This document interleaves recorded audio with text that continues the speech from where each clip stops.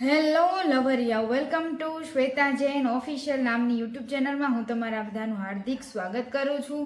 કેમ છો મારા પ્યારા લવરિયાઓ? હું આવી છું તમને બધાને। कैसे हो मेरे प्यारे लवरिये? मैं आई हूँ आप सबको गुदगुदिया करने, आप सबको डबल मीनिंग जोक्स सुनाने। जिन लोगों को हिंदी लैंग्वेज में जोक्स चाहिए वो लोग श्वेता जैन हिंदी जोक्स नाम की यूट्यूब चैनल पे चले जाइए, वहाँ हिंदी कहेंगे हम जोक्स, इधर पे गुजराती। चैनल ने सब्सक्राइब કરી દો। એકવાર છોકરો ને છોકરી બે વાડી અને ખેતરમાં બહુ ઝઘડા કરતા હતા એટલે બાજતા હતા। છોકરી કે હવે એવું કાંઈ નથી રહ્યું કે તમે જે કરી શકો એ અમે છોકરીઓ ના કરી શકી, અમે તો આમ કરી શકીને અમે હવે શોર્ટ માંડ્યા છીએ પહેરવાના, અમે પણ આટલા હોલ શૂઝ પહેરી છીએ ને। છોકરો કે અહીંયા આવતી રહે પાછળ વંડામાં, હું જો ઊભો ચેન ખોલીને મૂતરું છું, તું પણ મને ઊભી મૂતરીને દેખાય તો સાચી કહું। તરત છોકરીએ હાર માની લીધી। એટલે બધા કામ છોકરા જેવા આપણે ના કરી શકી ગાંડિયું। પડોશવાલા બબીતા ભાભીને પેટમાં દુખતું હતું। એના બાજુવાળો પડોશી ભાવલો એનાથી જોવાણું નહીં એટલે ભાભીને એના બુલેટ પાછળ બેસાડીને દવાખાને લઈ જતો હતો। એટલી જ વારમાં બધાએ શેરીવાળાએ એના ફોટા પાડીને બબીતા ભાભીના ઘરવાળાને મોકલી દીધા કે જોવો, પ્રેમમાં કોઈ ઉંમર હોય નહીં, તમારી ઘરવાળીને ભાવલો જોવો। ભાવલો ઘરે આવ્યો એવો બબીતા ભાભીના ઘરવાળાએ બહુ માર્યો કે હું તો દવા લેવા ગયો તો ભેગો, કોઈનું સારું ન કરાય। ટીચરે એકવાર સ્ટુડન્ટોને સવાલ પૂછ્યો કે સમુદ્રની વચ્ચોવચ લીંબુનું ઝાડ હોય તો તમે લીંબુ કઈ રીતે તોડી લાવો?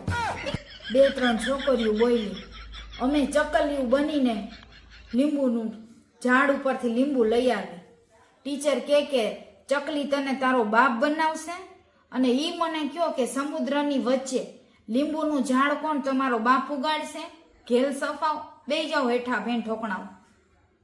ભાવલાના લગ્ન હતા। રમલાએ હળવેકથી કાનમાં જઈને કીધું કે એક રાતની મજા માટે આખા જિંદગીનું આવું મોટું જવાબદારી ન લેવાય, ભાઠે ભરાઈ જઈશ, તારા એલ લાગી જશે એલ। એક્સિડન્ટમાં ઘરવાળાનો પોપટ કપાઈ ગયો। ઘરવાળી રોતા રોતા ડોક્ટર પાસે લઈ ગઈ અને ડોક્ટરને કીધું આને ગમે એનો પોપટ નાખી દો। ડોક્ટર કે અત્યારે અમારા પાસે કૂતરાનો પોપટ છે, નાખી દે?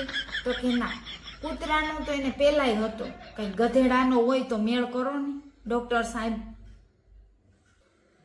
છોકરીએ કીધું કે જાનુ આજે મારી હારે એવી રીતે ટપાટપ કર કે મારા ચીથડા ઉડી જાય। છોકરાએ કીધું મારે નીચે પોપટ છે, અણુબોમ્બ નથી કે નાખતા તારા ચીથડા ઉલડી જાય। એવું જ હોય તો બોમ્બ નાખી દે નીચે અને પછી સડી પહેરી લે, બોમ્બ ફૂટે તો તારા ચીથડા નીકળે। સુહાગ રાતની વહેલી સવારે બીજા દિવસે વહુ નાવા જતા હતા। સરસ મજાની લાલ સાડી કાઢી પહેરવા, લાલ ચૂડો કાઢ્યો પહેરવા। એટલે સાસુ આવીને કે વહુ બટા નાવા જાવશો? તો વહુ કે ના ખાલી હેઠે ધોવા જાવશું, બાકી બધું જ તમારા દીકરાએ રાતે ચાટી લીધું છે। ભૂરાએ ડોક્ટરને કીધું કે પ્રેગ્નન્સીમાં કેટલા સમય સુધી ટપાટપ કરી શકાય? તો ડોક્ટર બોલ્યા જ્યાં સુધી છોકરો પોપટ પકડીને એમ ન કે હવે બસ પપ્પા હવે બસ, ત્યાં સુધી ટપાટપ કરી શકાય। એક માણસ રોડ ઉપરથી પસાર થતો તો એટલી વારમાં એની ઉપર બ્રા પડી, એટલે માણસ ખારો થઈ ગયો, ધુઓ પૂઓ થઈને ઉપર જોઈને કીધું કેરી કોક બીજા ખાય, ગોટલા કોક બીજા ચૂસે અને અમારી ઉપર અહીંયા છાલું ફેંકો છો, ઉપર આવીશ ને તો એકને મારીશો। બાપાએ કીધું કે છોકરીના લગ્ન જલ્દી કરી દેવા પડશે, રસોડામાંથી ગાજર મૂળા કાકડી ગાયબ થઈ જાય છે। એની મમ્મીએ કીધું રસોડામાંથી હા, મારું વેલણ પણ ગાયબ છે। ત્યાં દાદા દોડતા આવ્યા, એ કે 3 દિવસથી મારી લાકડીએ નથી મળતી, કોના ટેકણે હાલવું, બધું ગાયબ થઈ ગયું છે। પડોશમાં બે ભાભીઓ રહેતી હતી। એક રિહામણા આવી એટલે બીજીએ સલાહ દેવાનું શરૂ કર્યું કે બેન થોડુંક જતું કરાય, જાવા દેવાય, થોડુંક તો હાયલા કરે। બીજી બોલી હવે એનું થોડું કંઈ નહોતું જાતું, એટલા ક્યાંથી હું ત્યાં રહું, હાલે જ નહીં ને, આવી ગઈ પાછી, હવે કરીશ બીજા લગ્ન। એક માણસે એક રોતા છોકરાને જોયો અને કીધું રોતા રોતા સ્કૂલે જાસ?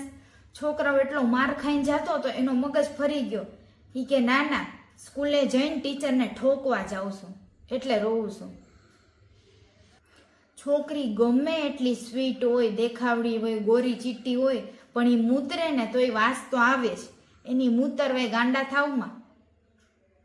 પપ્પુએ એના બાપાને પૂછ્યું, આ હોલીવુડ અને બોલીવુડમાં શું ફેર હોય?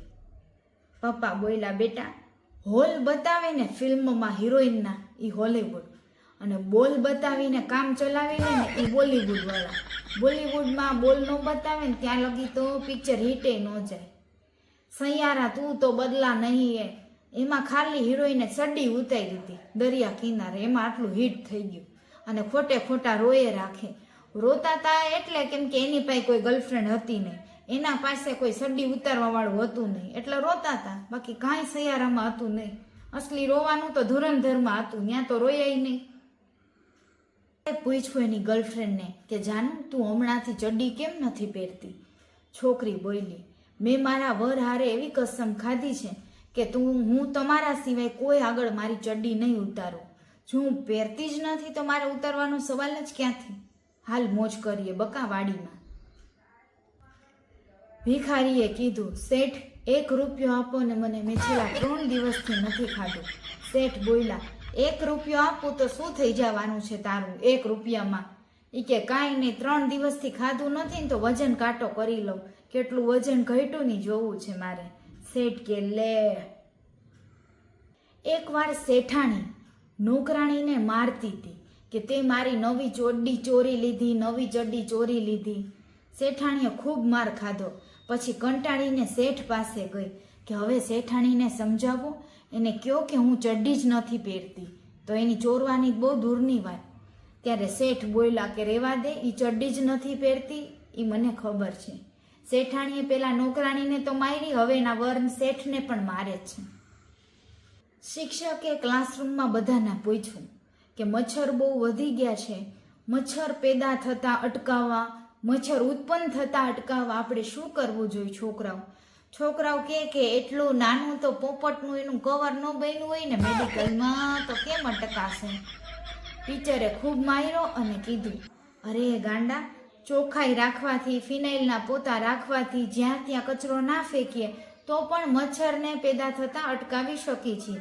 એના માટે આવડું કેવું કવર ગોતવાની જરૂર નથી. હવસના ભૂખ્યા સ્ટુડન્ટ. એક છોકરી ઘોડા ઉપર બેઠી. ઘોડાવાળો કે મેડમ, ઘોડો આજે બહુ ખુશ છે, તમે એના ઉપર બેઠા ને એટલે. મેડમ કે ઘોડો હોય કે પછી છોકરાનો લો હોય, હું જ્યાં બેહું એ રાજી જ થઈ જાય, ખુશ જ થઈ જાય. ભાવલાએ કાજલીને કીધું, ફૂલ છે ગુલાબનું સુકાવા નહીં દઉં, ફૂલ છે ગુલાબનું સુકાવા નહીં દઉં, વાળીને ઝાડિયુંમાં બાવળિયામાં લઈને તને ઊભા ઊભા કરીશ કે દુખાવા નહીં દઉં. છોકરીના બાપે કીધું કે તું મારી છોકરીને સાચો પ્રેમ કરસ? છોકરો કે હા. હું કેમ માની લઉં? તો કે જો 4 મહિના તો થઈ ગયા, બીજા 5 મહિના ખમી જાઓ, તમે આપોઆપ માની જાશો કે હું એને સાચો પ્રેમ કરું છું. એ માં બનવાની છે. આજે ભૂરીના મા બાપ માર્કેટમાં બારે ગયા હતા મસાલા લેવા અને શાક બકાલું લેવા. ભૂરીને એમ થયું મારે 4 બોયફ્રેન્ડ છે, 4 જોડે આજે ઘરે ટપાટપ કરી લઉં. એને પેલા જીગાને ફોન કરીને બોલાવ્યો. પછી રાહુલને બોલાવવા ગઈ તો પાછો જીગાને જ કોલ લાગ્યો અને કીધું, હલો તું આવજે ને ઘરે મજા કરીએ. જીગો કે હજી હમણાં તો હું આવ્યો તો મજા કરવા, હવે કોને બોલાવસ? અરે હું ઘરે આવીને તને મારું. પછી બહુ મારી એને. ભૂરાએ પપ્પાને કીધું, પપ્પા ખુશ ખબર, કોંગ્રેચ્યુલેશન્સ. એના પપ્પા કે શું થયું બટા? કાંઈ નહીં, તમે જ કીધું તું ને કે મહેનત એવી શાંતિથી કરો કે સફળતા શોર મચાવી દે. મેં મારી ગર્લફ્રેન્ડ જોડે બાવળિયામાં એટલું શાંતિથી કર્યું ને કે હવે સફળતા 9 મહિને શોર મચાવશે ઉવા કરીને. ભૂરાને પહેલી વાર ચડ્ડીબ્રાની દુકાનમાં નોકરી લાગી. એક છોકરી ચડ્ડીબ્રા લેવા આવી, એને કીધું ચડ્ડી બતાવો ને. ભૂરો કે સોરી, આજે મેં પહેરી નથી, કાલે પહેરીને આવીશ પછી બતાવીશ. છોકરી કે અરે ગાંડા, તારી દુકાનમાં આટલી બધી ચડ્ડી છે કલરે કલરની, એ બતાવ. ભાવલાના નવા લગ્ન થયા. એને એની ઘરવાળી કાજલીને પૂછ્યું કે આજે તને હનીમૂન માટે ક્યાં લઈ જાઉં, સિમલા મનાલી કે પછી થાઈલેન્ડ લઈ જાઉં.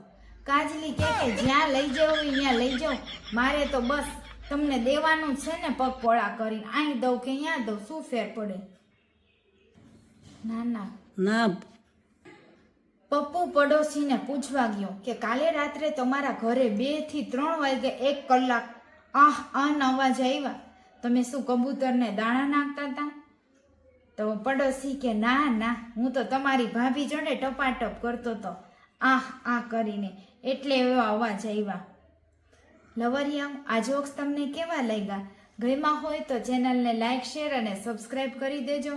હું રાત્રે આજે 9, 9:30, 9 થી 10 ની વચ્ચે લાઈવ પણ આવીશ.